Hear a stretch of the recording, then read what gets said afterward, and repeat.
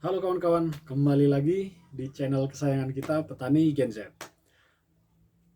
Pada video kali ini, saya akan menjelaskan tentang peternakan ayam kampung.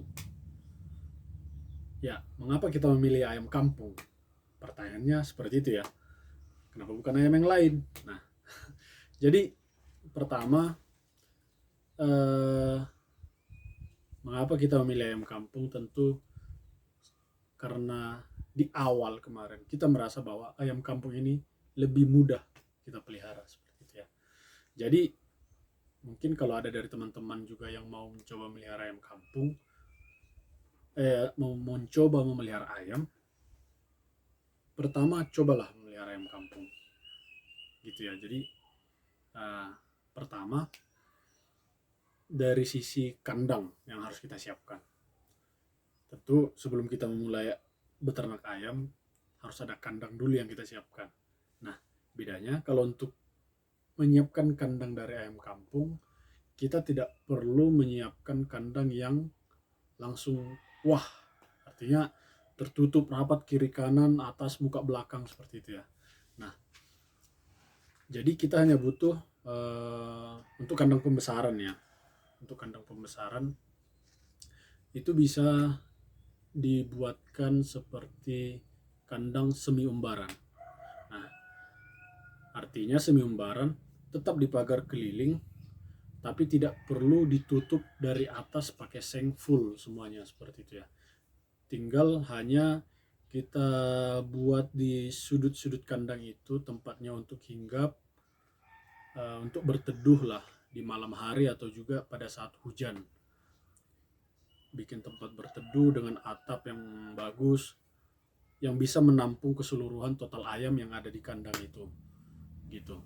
Jadi, tapi kalau untuk kandang yang masih DOC baru kita beli umur-umur masih umur 2-3 hari, tentu kita harus menyiapkan sebuah box kandang kecil yang ada lampu sinar. Nah, artinya ada lampu pijar lah yang bisa membantu menghangatkan si ayam tersebut.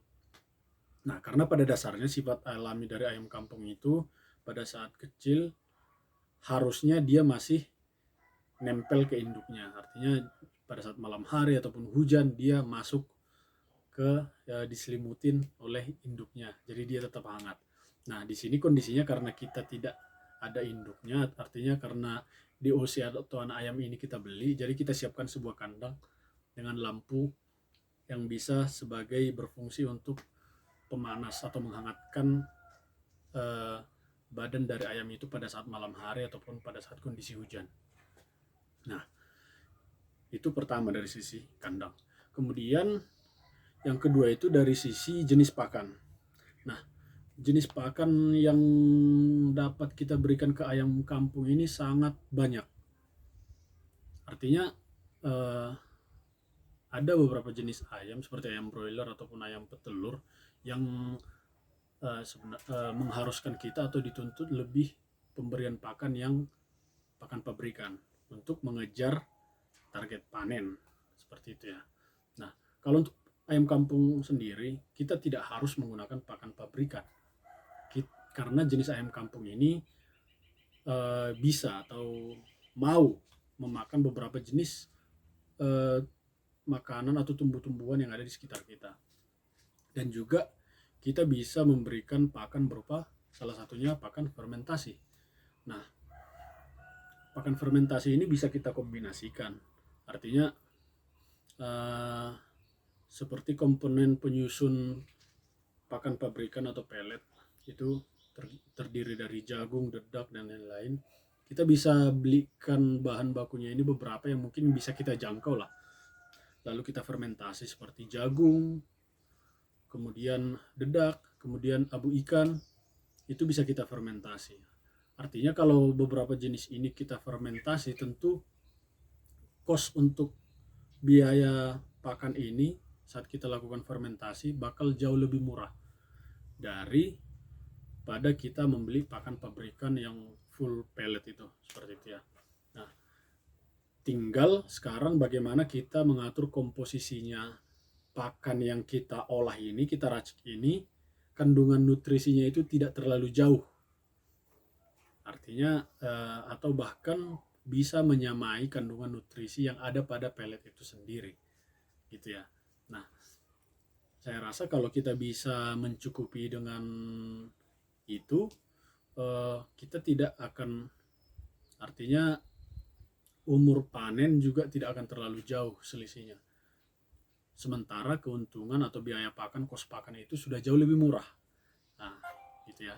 Kemudian yang perlu kita garis bawahi juga, mengapa kita memilih ayam kampung, salah satunya adalah ayam kampung bisa dikatakan memiliki imun yang lebih kuat dibandingkan ayam broiler. Seperti itu ya. Nah, artinya kalau salah perawatan sedikit seperti ayam broiler ataupun ayam petelur yang bisa menyebabkan datangnya penyakit ke ayam, kalau ayam broiler atau ayam petelur itu sangat susah ditanggulangi kalau sudah sempat kena, seperti itu ya. Tapi kalau ayam kampung, walaupun mungkin ada 2-3 ekor yang sempat kena penyakit, itu artinya proses penularannya masih bisa kita stop lah. Artinya tinggal kita ambilkan yang sakit, kita isolasi, lalu kita berikan penanganan khusus supaya ayam-ayam yang lain tidak bersentuhan langsung. Jadi dengan kondisi penanganan seperti itu, ayam kampung ini masih dapat recovery dengan cepat. Jadi tidak seperti ayam broiler ataupun ayam petelur yang langsung mati, seperti itu ya. Ya, kemudian juga salah satunya itu yang menarik perhatian kita, kenapa kita melihara ayam kampung ini adalah karena satu juga harga di pasar bisa dikatakan relatif stabil. Sampai sekarang kita sudah hampir belum ada 1 tahun kita melihara ayam kampung, tapi sejauh ini mulai kita panen mungkin sudah sekitar 7 atau 8 bulan yang lalu mulai panen perdana. Harga sampai sekarang masih sangat stabil, selalu masih berkisar di atas 50 ribuan per kilo. Jadi kalau ayam kampung kita jual per kilo ya, bukan per ekor seperti itu. Jadi jualnya per kilo. Nah, jadi itulah mungkin bedanya dengan seperti ayam broiler atau ayam petelur. Ayam broiler lah khususnya yang mungkin harganya sangat fluktuatif gitu, yang bisa berakibat pada peternak dapat merugi di saat harga tiba-tiba sangat murah, seperti itu ya. Kalau ayam kampung sejauh ini yang kita ketahui masih relatif stabil. Terlebih lagi kalau kita bisa menghemat biaya kos pakan, kos produksi, tentu margin keuntungan kita akan tetap terjaga, gitu ya. Nah, kemudian banyak juga yang menanyakan tentang berapa sih umur panen yang dibutuhkan untuk ayam kampung itu supaya bisa kita jual ke pasar, gitu ya. Jadi pada umumnya kalau ayam kampung yang diterima di pasaran itu minimal harus 1 kilo lah, jangan di bawah 1 kilo. Nah, jadi 1 kilo ke atas. Jadi untuk mencapai bobot 1 kilo ke atas, kalau kita pemberian pakannya itu tepat atau pemberian porsi pakan dari dia DOC atau dari umur mulai kita rawat lah umur 2-3 hari, selama pemberian pakannya itu optimal, pemberian porsinya tepat dan optimal dan sesuai dengan nutrisi yang dibutuhkan oleh ayam tersebut, kita bisa panen di umur 2,5 bulan sampai paling lama 3 bulan mencapai bobot 1 kilogram ke atas. Itu dengan menggunakan pakan, bukan pakan pabrikan, tapi pakan fermentasi seperti yang kita gunakan di sini. Kalau untuk pakan pabrikan tentu mungkin bisa lebih cepat atau bisa mencapai hanya 2 bulan. Tetapi itu kos produksi ke harga jual nanti atau margin keuntungannya sangat, bisa dikatakan sangat tipis lah. Karena biaya pakan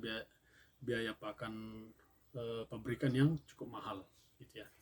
Nah, Kalau untuk pemberian porsi pakan dari umur DOC atau umur baru menetas sampai ke panen, pemberian pakan yang optimal nanti akan bisa kita bahas di video berikutnya. Kita akan jelaskan detail nanti agar mencapai bobot yang maksimal di waktu 2,5 bulan. Pemberian porsinya berapa nanti bisa kita bahas di video selanjutnya. Nah, demikian video pengenalan pertama tentang ayam kampung. Mungkin kalau teman-teman tertarik untuk memelihara ayam, jadi bisa mencoba ayam kampung dulu sebelum masuk ke tingkat yang lebih tinggi. Seperti itu ya.